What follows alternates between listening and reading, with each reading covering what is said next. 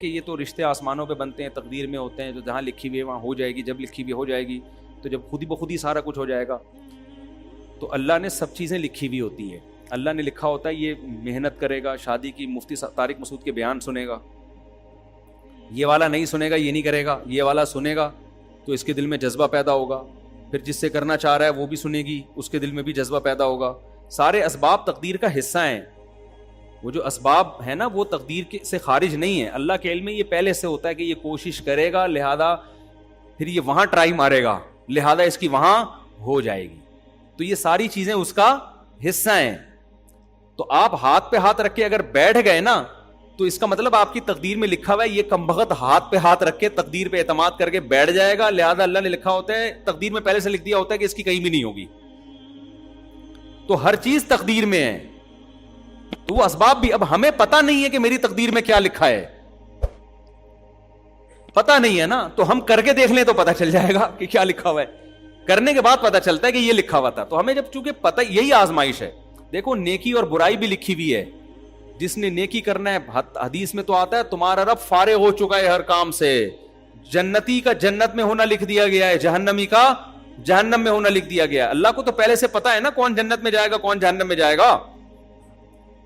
لیکن اللہ کو یہ بھی پتا ہے کہ یہ جنت والے اعمال کرے گا اس لیے جنت میں جائے گا، اور یہ جہنم والے اعمال کرے گا اس لیے جنت میں جائے گا. تو عمل بھی لکھا ہوا ہے.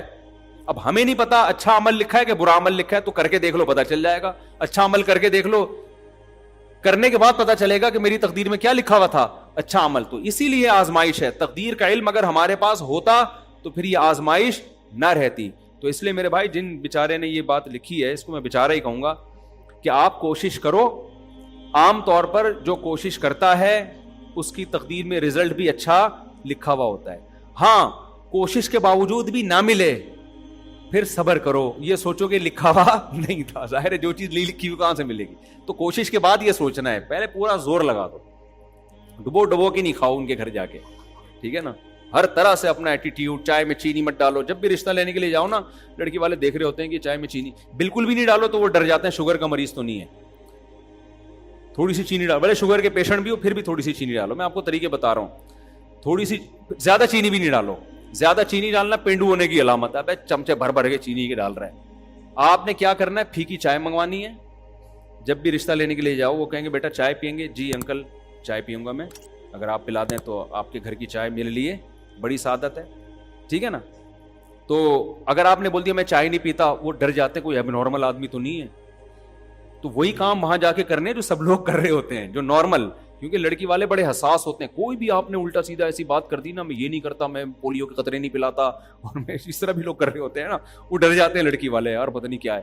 تو وہاں جا کے وہی جو سب لوگ کر رہے ہیں بالکل نارمل جا کے، بھائی بیٹا آپ کیا یعنی دوسری شادی وادی کی باتیں نہیں کر دینا، کیا آپ 4 شادیاں تو نہیں کریں گے؟ بولیں 4 شادیاں انکل ہماری سوسائٹی میں کون کرتا ہے؟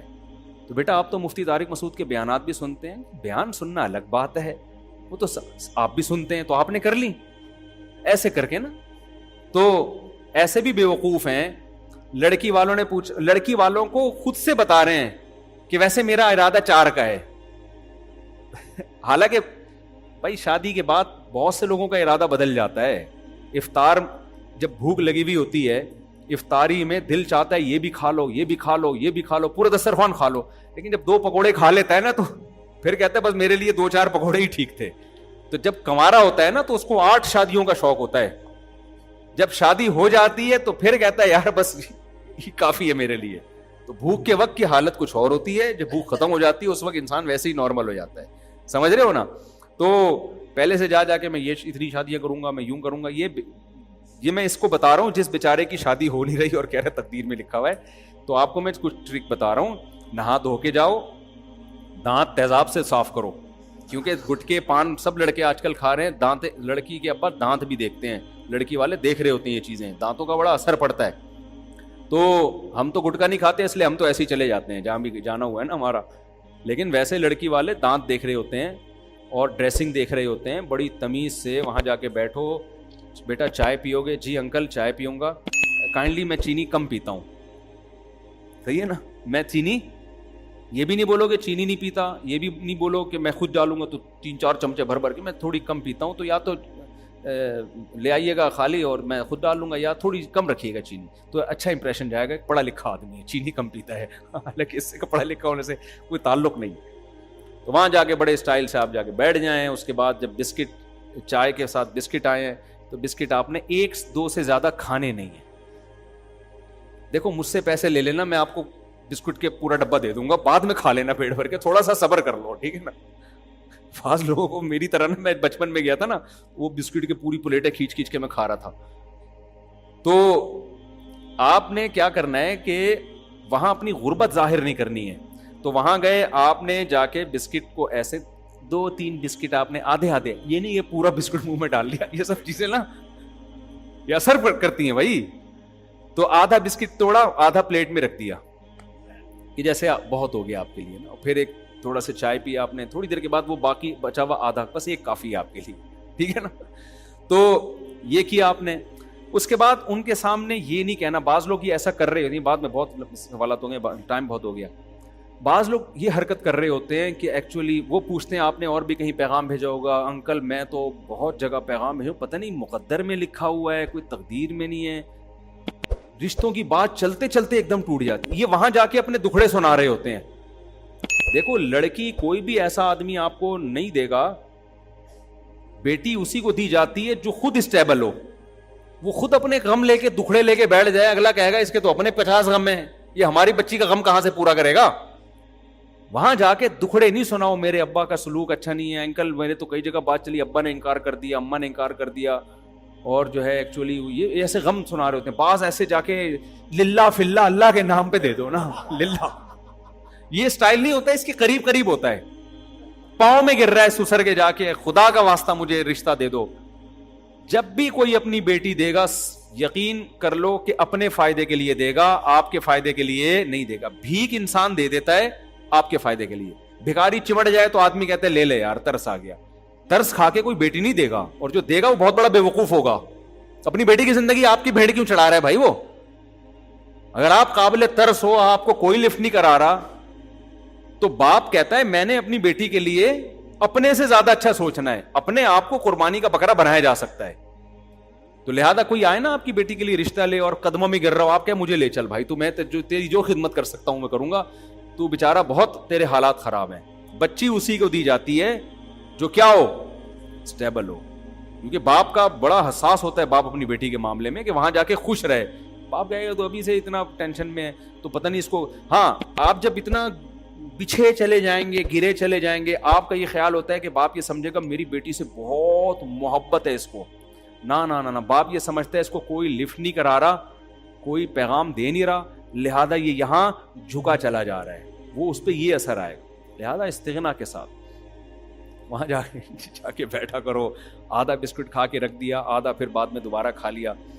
کیونکہ تبلیغ والے بھی ہوتے ہیں, بعض دفعہ وہ کہتے ہیں آدھا بچایا ہے تو یہ جہنم میں چلا جائے گا نا, تو وہ اس کو نوٹ کر رہے ہوتے ہیں. آدھا رزق بچایا, تو ہر طرح کی پبلک ہے مارکیٹ میں نا, تو بچایا کیوں اس نے. تو وہ بہت ساری چیزوں کو دیکھنا پڑتا ہے نا اس میں, کہ مذہبی گھرانہ ہے تو وہ اس کے اصول الگ ہیں, لبرل لوگوں کے اصول. تو وہاں بڑے تمیز سے آدھا بسکٹ کھا کے باقی پھر آدھا کھا لیا آپ نے. اب یہ نہیں کہ چورا چاٹنا شروع کر دو کہ رزق وہ بھی زیادہ ہو جائے گا. تو پھر استغنا بتایا کہ وہ آپ کو رشتہ کہتے ہیں بھائی, وہ الحمدللہ رشتے تو بہت ہیں الحمدللہ, لیکن یہ کہ وہ آپ کے ہاں مجھے پتہ چلا تھا کہ ہماری سیٹنگ چل رہی تھی بہت پرانی. اصل تو بات جو تھی نا وہ تو یہ ہے نا, اصل تو یہ ہوتا ہے. لیکن یہ نہیں کہنا وہاں جا کے کہ بھئی مجھے کسی نے بتایا تھا آپ کے یہاں ہے بڑا.